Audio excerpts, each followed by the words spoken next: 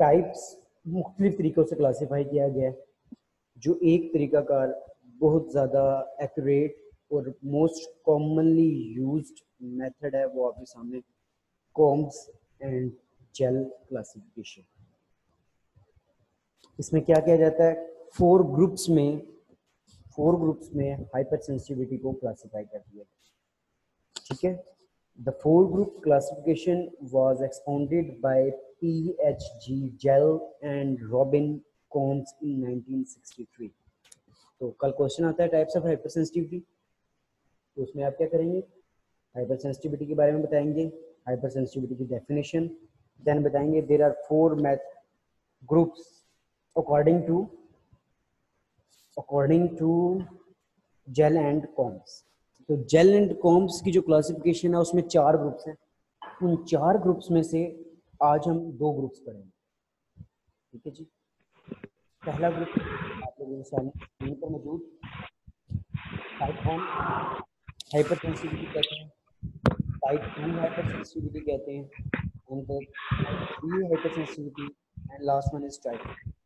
हम one by one देखेंगे कि कौन सी हाइपर सेंसिटिविटी कब होती है, कैसे होती है। सबसे पहले टाइप 1 हाइपर सेंसिटिविटी आप लोगों के सामने स्क्रीन पर मौजूद। टाइप 1 हाइपर सेंसिटिविटी का अल्टरनेटिव नेम, मुतबादिल नाम क्या है, एलर्जी। टाइप 1 हाइपर सेंसिटिविटी का जो अल्टरनेटिव है, मुतबादिल नाम, वो क्या है जी, एलर्जी। एक बात, अगली बात, एलर्जी को हम इमीडिएट हाइपर सेंसिटिव रिस्पॉन्स भी कह सकते हैं। दो बातें होगी।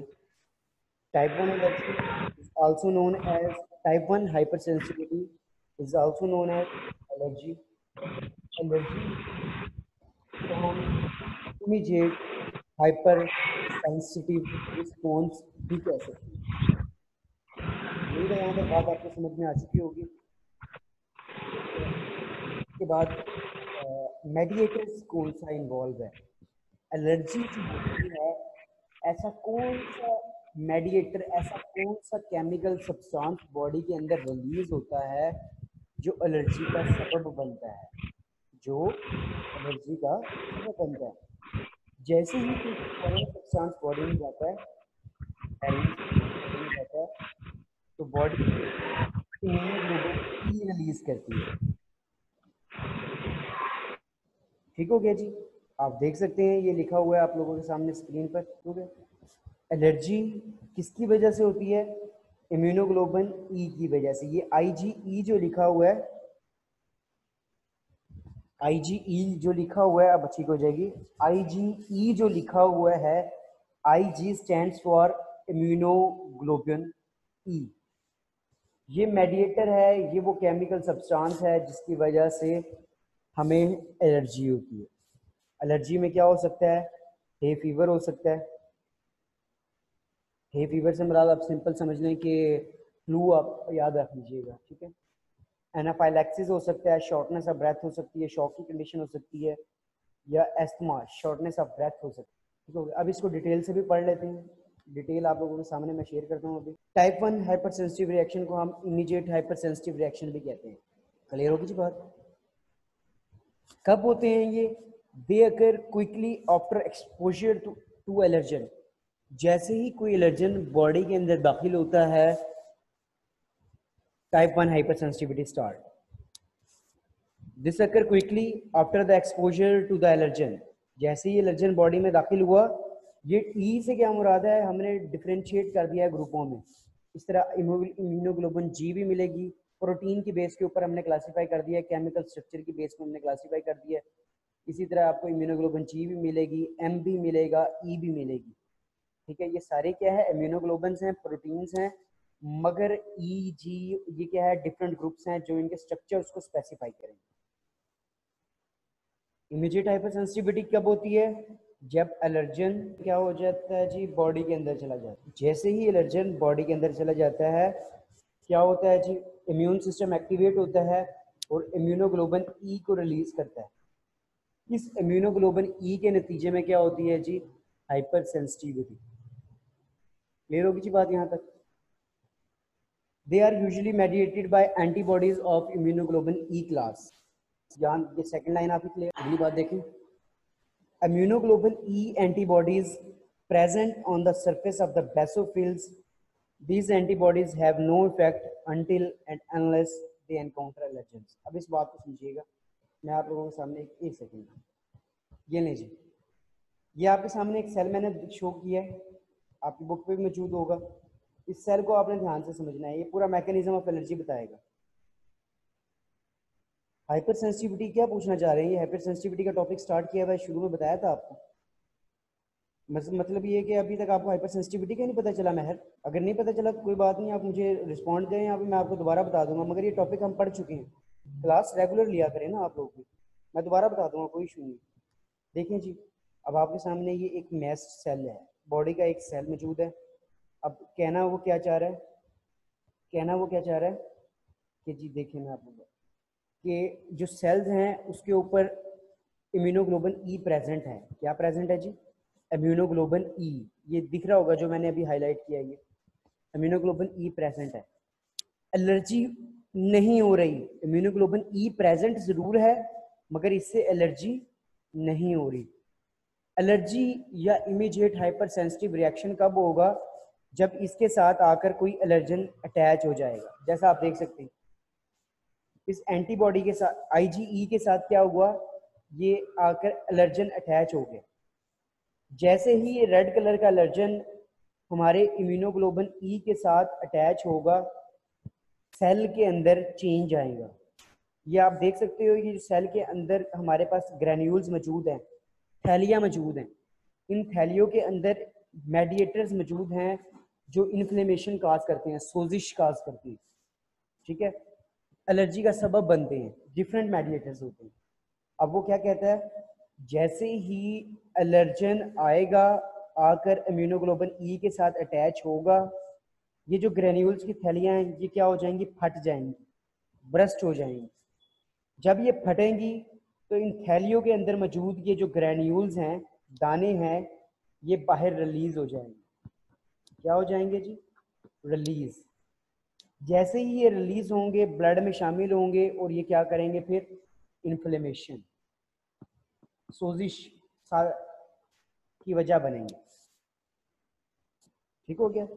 ये बुक की डायग्राम मैंने आपको समझाई है। एक कॉन्सेप्ट इससे पहले मैं आपको दे दूं, बेसिकली एलर्जी होती कैसे है, एलर्जी का मैकेनिज्म थोड़ा सा मैं आपको बता देता हूँ। सबसे पहले क्या होता है, फर्स्ट एक्सपोजर। एलर्जी की वजह कैसे बनती है जी? First exposure. मिसाल के तौर पे एक इंसान है, उसकी बॉडी के अंदर एलर्जन गया, बॉडी ने उसको रिकॉग्नाइज नहीं किया, पहचाना नहीं है। अब क्या होगा, बॉडी उसके खिलाफ आहिस्ता आहिस्ता एक्शन लेना स्टार्ट करेगी। आहिस्ता आहिस्ता एक्शन लेना स्टार्ट करेगी मतलब क्या है, आहिस्ता आहिस्ता उसके खिलाफ एंटीबॉडीज बनाएंगी। क्या करेगी जी? आहिस्ता आहिस्ता उसके खिलाफ एंटीबॉडीज बनाएगी। ये आप देख सकते हैं। अब ये IgE जो बना है ये पहले से मौजूद है। पहले से मौजूद क्या है कि उस बंदे को एक दफ़ा हो चुका है, एलर्जन उसकी बॉडी में जा चुका है, जाने के बाद एक हाइपर रिस्पॉन्स हो चुका है, जिसके नतीजे में ये इम्यूनोग्लोबुलिन ई बॉडी में मौजूद है। नेक्स्ट टाइम, अगली दफ़ा जैसे ही कोई एलर्जन आएगा, आकर इसके साथ अटैच होगा, जैसा ही आप देख सकते हैं अटैच हुए में, अटैच होगा, सेल के अंदर चेंजेस आएंगे और ये ग्रैन्यूल्स ब्रस्ट होंगे, फट जाएंगे, और ये इन्फ्लेमेटरी मेडिएटर जिसमें हिस्टामिन आ जाता है, ल्यूकोट्राइन्स आ जाता है, प्रोस्टाग्लैंडिन आ जाता है, डिफरेंट आ जाती हैं, ये बॉडी में रिलीज होंगे। ये जो दाने बाहर निकल रहे हैं ये क्या है जी? सोजिश, इन्फ्लेमेशन और एलर्जी की वजह। अब ये बुक से एक दफ़ा रीड करेंगे तो आपको ऐसा ऐसा कॉन्सेप्ट माइंड में आएगा। क्या बता रहा है? Immunoglobulin E antibodies present on the surface of basophils. These antibodies have no effect until and unless they encounter allergens. ये आप देख सकते हैं, कह रहा है कि ये इम्यूनोग्लोबुलिन ई जो सा है सेल पर मौजूद रहेगा, इसका कोई असर नहीं आएगा। कब तक? जब तक, until and unless they encounter allergens, उस वक्त तक नहीं आएगा जब तक कोई एलर्जेंस इनके साथ आकर अटैच ना हो। When this occur, जब allergens अटैच होंगे, the cell discharge their granules, cell ने क्या करना है, ये थैली थी, इसके अंदर दाने मौजूद थे, ये थैली का क्या हो जाएगी, फट जाएगी और ये दाने जो उनसे हैं बाहर निकल आएंगे। These granules contain variety of active ingredient including histamines. इनके अंदर हिस्टामिन होता है जो कि एलर्जी की वजह बनता है। ठीक है जी, आप एक दफ़ा ये पैराग्राफ रीड करें, इमीडिएट हाइपर सेंसिटिविटी, उसके बाद आगे चलते हैं। अच्छा जी, देखें जी, क्वेश्चन क्या आया है, सर जब मेडिसिन इनटेक करते हैं तो फिर कौन सा मैकेनिज्म होता है? तो मेडिसिन से एलर्जी कौन सी होती है? मिसाल के तौर पे, हाँ, अगर आप ये कहें जी आप एक मेडिसिन से एलर्जिक हैं, वो मेडिसिन जैसे ही बॉडी में जाएगी तो रिस्पॉन्स आ सकता है। ठीक है, अब सारी मेडिसिन, मिसाल के तौर पे आज आप, मैंने पैनाडोल की टैबलेट खाई है तो उससे तो मुझे कोई एलर्जी के सिम्टम्स नहीं आए, कुछ भी नहीं हुआ। ठीक हो गया, रीड कर लिया, तो हम आगे चलते हैं जी। आगे दो तरह के आपके पास रिएक्शंस आएंगे। ठीक है जी, अच्छा, मेडिसिन कौन सी देते हैं एलर्जी को रोकने के लिए? मिसाल के तौर पे हम देते हैं एंटी हिस्टामिन्स। मिसाल के तौर पे ये रिजिक्स वगैरह होगी, बीडे होगी, टीडे होगी, ये एंटी हिस्टामिन्स है। ये क्या करती हैं? एंटी हिस्टामिन्स हैं। ये क्या करती हैं? ये जो मेडिएटर रिलीज हो रहा है ना, ये जो रिलीज हो रहा है, इसको रिलीज होने से रोक देगी, इसको ब्लॉक कर देगी। जब ये रिलीज नहीं ना होगा तो इन्फ्लेमेशन भी नहीं होगी, एलर्जी ठीक हो जाएगी। पैनाडोल से एलर्जी के बहुत रेयर चांसेस हैं, बहुत मुश्किल है कि किसी को पैनाडोल से एलर्जी हो। मिसाल के तौर पे आप कैसे कह सकते हैं कि बच्चे को पैनाडोल से एलर्जी? कैसे कह सकते हैं आप? मतलब सिम्टम्स बताएं, पैनाडोल का लेने से क्या होता है, पैनाडोल के अलावा और कोई मेडिसिन लेने से क्या होता है? होगा, आपके घर का बेबी होगा, मुझे पता है, मगर मैं ये आपसे पूछ रहा हूँ इलामात क्या हैं? आप कैसे जज करते हो कि उसको है? क्या आपने कोई टेस्ट करवाया, एलर्जी टेस्ट करवाया है जो ये इंडिकेट कर रहा है कि भाई आपको पैनाडोल से एलर्जी है? हो सकता है कि उसको किसी और चीज़ से भी एलर्जी हो। अच्छा, जिस्म पर दाने बन जाते हैं तो पैनाडोल खाने के बाद ही बनते हैं? आपने टेस्ट करवाया है इसका एलर्जी का? अब मिसाल के तौर पे मेरे अपना बचपन में ये था कि मुझे एलर्जी थी। अब मुझे एलर्जी दवाई से नहीं थी, क्या थी कि घर में दरख्त लगा हुआ था एक रानी का, जो रात की रानी होती है, मुझे खुशबू से एलर्जी थी उससे। जब जब भी मुझे कोई चीज़ खिलाते थे तो क्या होता था, मुझे मेरा सांस उखड़ने लग जाता था, मुझे प्रॉब्लम होती थी। तो अब मुझे मेरे घर वाले ये समझे कि मुझे दवाई से एलर्जी है, तो गलत बात है। उन्होंने प्रॉपर टेस्ट करवाया, रावलपिंडी में गया हूँ, वहाँ पे प्रॉपर टेस्टिंग हुई है, वहाँ से डिटेक्ट हुआ है कि मुझे इस चीज़ से एलर्जी है। ठीक है, तो आप टेस्ट करवाएं, उसके बाद ये बात करें। ठीक है जी, आगे देखें जी। 5 मिनट बाद ही शुरू हो जाते हैं भाई इस तरह है कि फिर आप एक दफ़ा उसका टेस्ट करवा लें, फिर ना दिया करें उसको दाने। हो सकता है कि उसकी बॉडी का सिस्टम थोड़ा सा चेंज हो। ठीक है, टेस्ट कौन सा है भाई? इस्लामाबाद में एलर्जी सेंटर है एक पूरा, वहाँ पे टेस्ट होती है, गवर्नमेंट का इदारा है, बड़ा मशहूर है, वहीं पे सारी एलर्जी टेस्ट होती है। अच्छा जी, आगे देखें लोकल एनाफाइलैक्सिस, एक सेकंड जी, आगे देखें जी। अब हम स्टार्ट करते हैं जी anaphylaxis, local anaphylaxis. Local anaphylaxis को देख लेते हैं। पहले पहले तो मैं आपको एक चीज़ बता दूं, लोकल से क्या मुराद है। ठीक है, लोकल से मुराद क्या होती है कि एक मखसूस जगह पर काम करें। ठीक है, लोकल एनाफाइलैक्सिस से क्या मुराद है? एक ऐसा रिएक्शन जो एक बॉडी के मखसूस एरिया में हो, लोकलाइज्ड हो, एक मखसूस एरिया तक हो। अब क्या होगा, वो जो हिस्टामिन रिलीज हुई है, कौन सी हिस्टामिन भला? ये देखिए जी, इसके अंदर ये इंफ्लेमेटरी मेडिएटर्स थे। अब क्या हुआ है जी, इंफ्लेमेटरी मेडिएटर्स रिलीज हुए। Release of these substance into the surrounding tissues causes local anaphylaxis. अब ये जैसे ही रिलीज होते हैं तो इससे क्या होता है, इससे क्या होता है जी, जैसे ही लोकल एनाफाइलैक्सिस होती है तो इससे स्वेलिंग होती है, रेडनेस हो सकती है, इचिंग हो सकती है। ठीक हो गया, मिसाल के तौर पे सोजिश, खारिश, सुरख हो जाना, ये सब क्या है, ये मेडिएटर्स रिलीज होंगे बॉडी में। इसकी वजह से क्या होगा, उस मखसूस एरिया में जहाँ से ये रिलीज हुए हैं, स्वेलिंग हो सकती है, रेडनेस हो सकती है, इचिंग हो सकती है। ठीक हो गया, एग्जाम्पल आपके सामने देते हैं जी। एग्जाम्पल दी गई है एलर्जिक रेहनाइटिस। एलर्जिक रेहनाइटिस है फीवर होता है। होता क्या है इसमें, जो एलर्जेंस हैं, मिसाल के तौर पे एलर्जन पोलन है, वो क्या करता है, बॉडी के अंदर मौजूद आईजीई के साथ रिएक्ट करता है, और रिएक्ट करने के बाद नेजल म्यूकोसा की जो सराउंडिंग है उसको स्वेल कर देता है, ठीक है। Mast cells in the mucosal mucosa and the tissue around the eyes, ठीक है, जिसकी वजह से क्या होता है, स्वेलिंग भी हो जाती है और रनिंग नोज, फ्लू जिसको हम अल्फाज में कहते हैं, वो स्टार्ट हो जाता है। अब क्या हुआ, इन्फ्लेमेटरी मेडिएटर बॉडी के अंदर गया, ये बॉडी के सेल्स थे, यहाँ पे मौजूद थे IgE, ठीक है। इसके साथ आकर अटैच होगा पोलन, जैसे ही इसके साथ अटैच होगा बॉडी के अंदर मौजूद ये सेल्स हैं, ये ब्रस्ट होंगे और इन्फ्लेमेटरी मेडिएटर्स बाहर रिलीज होंगे। जहाँ पे जिस जगह पे ये रिलीज होंगे वहाँ पे क्या हो सकता है, swelling, redness and itching. Nasal mucosa, नाक के जो म्यूकस मेम्ब्रेन है, अगर वहाँ पे होता है तो वो स्वेल कर जाएगी और रनिंग स्टार्ट हो जाएगी, रनी नोज, पानी बहने लग जाएगा, ठीक हो गया। ये है जी हमारे पास लोकल एनाफाइलैक्सिस। मिसाल के तौर पे आप ये देख सकते हैं जी सिस्टम,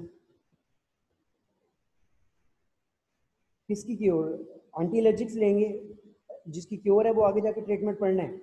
क्या ट्रीटमेंट है, पहला ट्रीटमेंट क्या है, आप अवॉइड करें।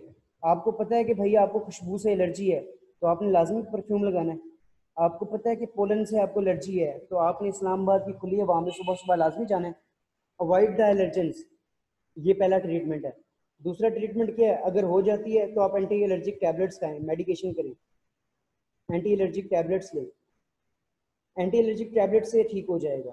अगर आप परमानेंट ट्रीटमेंट चाहते हैं तो आप शॉट्स लें, ठीक है, अपना इम्यून सिस्टम को डेवलप करें। ये मुख्तलिफ ट्रीटमेंट है जो आगे जाके पढ़ना है। ये आप लोगों के सामने देखें जी क्या हुआ है, पोलन ग्रेन गया एंटीबॉडीज के साथ, ये देखें जी, ये रहा पोलन ग्रेन, एलर्जन, ये अटैच होगा इसके साथ, अटैच होने के बाद क्या होगा, स्वेलिंग जिसको हम इन्फ्लेमेशन कह रहे हैं और रनिंग न्यूज, ठीक हो गया जी। ये है हमारे पास इमीडिएट हाइपर सेंसिटिव रिएक्शन में लोकल एनाफाइलैक्सिस। आगे चलते हैं जी, ब्रोंकियल एस्थमा। अब आपने क्या किया है, कोई चीज़ सांस के जरिए आप अपने फेफड़ों में ले गए, क्या हुआ है, एलर्जेंस जो उनसे हैं, एलर्जेंस क्या हैं, पहुंच गए हैं लंग्स में, कैसे, इधर बाय इनहेलेशन या सांस के जरिए या खून के जरिए। क्या हुआ है, हवा में एलर्जेंस मौजूद थे, बंदे ने सांस लिए, वो एलर्जेंस हवा के साथ अब सांस फेफड़ों में चले गए, या खून के जरिए भी फेफड़ों में जा सकते हैं। जब ये लंग्स में पहुंच जाएंगे, लंग्स में जाके ये इन्फ्लेमेशन करते हैं अगर, तो हम क्या कहेंगे, इन्फ्लेमेशन की वजह से सांस की नाली तंग हो जाएगी, तो हम इसको कहते हैं ब्रोंको कंस्ट्रिक्शन। ब्रोंको मतलब सांस की नाली, कंस्ट्रिक्शन मतलब तंगी, सांस की नाली तंग हो जाएगी जिसकी वजह से सांस लेने में मसला होगा, एल्थमा हो जाएगा। एक और एलर्जी आपकी पॉइंट क्लियर। अगला पॉइंट देखिए जी, हाइव्स। हाइव्स में क्या होता है, ये देखें जी आप लोगों के सामने स्क्रीन पर, ये क्या हो रहा है, उर्दू पंजाबी में जो इस तरह कहते हैं थप्पड़ पड़ गए, वो वाला सीन है। यहाँ पे क्या होता है, एलर्जेंस बॉडी के अंदर एंटर करता है, चाहे फूड के थ्रू एंटर कर गया है या वैसे ही कॉन्टैक्ट एलर्जेंस था, अटैच हो गया स्किन के साथ। अब क्या होगा, स्किन के ऊपर हाइव्स आने लग जाएंगे, जो फिजिशियंस होते हैं इसको अर्टिकेरिया भी कहते हैं, ये आप देख सकते हैं, उभार से आ जाएंगे। ये भी लोकल एनाफाइलैक्सिस की इमीडिएट हाइपर सेंसिटिव रिएक्शन है। जैसे ही कुछ चीज आपके साथ अटैच हुई, हाइव्स आ जाएंगी बॉडी के ऊपर। दूसरी जो टाइप है वो है सिस्टेमिक एनाफाइलैक्सिस। नाम अपने आप को एक्सप्लेन कर रहा है। सिस्टेमिक एनाफाइलैक्सिस ऐसी टाइप जिसमें एलर्जेंस क्या हो, लाइफ थ्रेटनिंग कॉन्सिक्वेंसेस का रीजन बने। लाइफ थ्रेटनिंग से मुराद क्या है कि जिंदगी खत्म करने की वजह बन जाए। क्यों सिस्टेमिक एनाफाइलैक्सिस इसलिए कह रहे हैं हम, सिस्टेमिक एनाफाइलैक्सिस भाई इसलिए कह रहे हैं कि जो एलर्जेंस हैं वो लोकल एक्शन नहीं शो कर रहे, वो खून में शामिल हो रहे हैं, खून में, और खून से पूरे जिस्म में फैल रहे हैं। बॉडी में जो ब्लड है वो हर जगह जा रहा होता है, और जहां जहां ब्लड जा रहा होता है वहां वहां वो पहुंच जाएंगे, जिसके नतीजे में भाई क्या हो सकता है, सीवियर किस्म की एलर्जी हो सकती है और डेथ भी हो सकती है। सम allergens can cause life threatening collapse of the circulatory and respiratory system। मिसाल के तौर पे मैं एक एग्जांपल देता हूँ, बुक में तो दी गई है कि कीड़ा काटा है, इंसेक्ट, मिसाल के तौर पे वो शहद की मक्खी काट गई है। शहद की मक्खी काटने से क्या हुआ है जी, एक से तो कुछ नहीं होता, ज़्यादा मक्खियों ने काटा है तो क्या हो सकता है, डेथ भी हो सकती है। मैं एग्जांपल देता हूँ सांप की। अब क्या होता है जी, मैं मेरी एग्जांपल, ठीक हो गया। जिसको नहीं समझ में आया वो क्वेश्चन पूछ ले, इसको कल रीड करके आइएगा। नेक्स्ट हम टाइप 2 हाइपर सेंसिटिविटी रीड करेंगे और साथ साथ इसको भी एक दफ़ा देख लेंगे।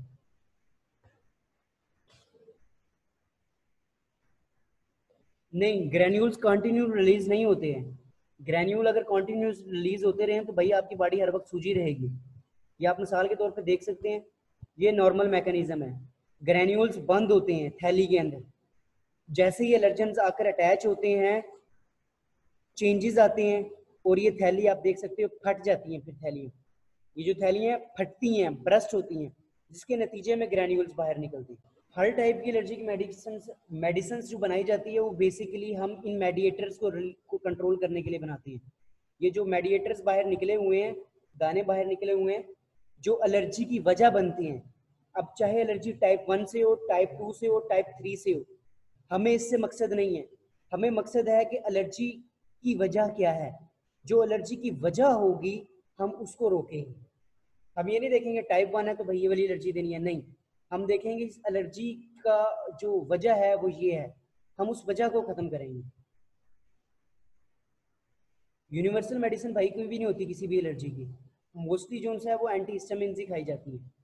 अब आप ये कहें जी आपको एलर्जी जो सी है किसी और किस्म की, मिसाल के तौर पे अगर आपको सांस की नाली में सांस नहीं सही आ रहा और आप एंटी हिस्टामिन खाएं तो उससे बहुत ज़्यादा इफेक्ट नहीं पड़ेगा आपको सांस की नाली के ऊपर। तो एलर्जी की कोई यूनिवर्सल मेडिसिन नहीं है जी। जब एलर्जेंस अटैच हो जाते हैं ना, अटैच होते हैं, अटैच होने के बाद जो हमारे मेडिएटर्स हैं वो रिलीज होते हैं कंटिन्यूस, उस वक्त तक रिलीज होते हैं जब तक बॉडी के अंदर स्टोर मौजूद है। जैसे ही स्टोर खत्म हो जाएगा तो वो अपने आप खत्म होती है। मिसाल के तौर पे एलर्जी होती है, अगर आप खुद ट्रीटमेंट ना करें कुछ दिन बाद खुद ब खुद ठीक हो जाती है। वो क्यों ठीक होती है कि जो मेडिएटर्स हैं वो खुद ब खुद बंद हो गए हैं रिलीज होना। बात समझ रहे हैं? एक स्टोर होता है बॉडी के अंदर, वो स्टोर खत्म हो जाता है तो उसके बाद एलर्जी खत्म। ठीक हो गया जी, अपना ख्याल रखिएगा। ऑलमोस्ट 30 सेकंड रह गए हैं। जिसका क्वेश्चन है आज पूछ लें, नहीं तो कल पूछ लें।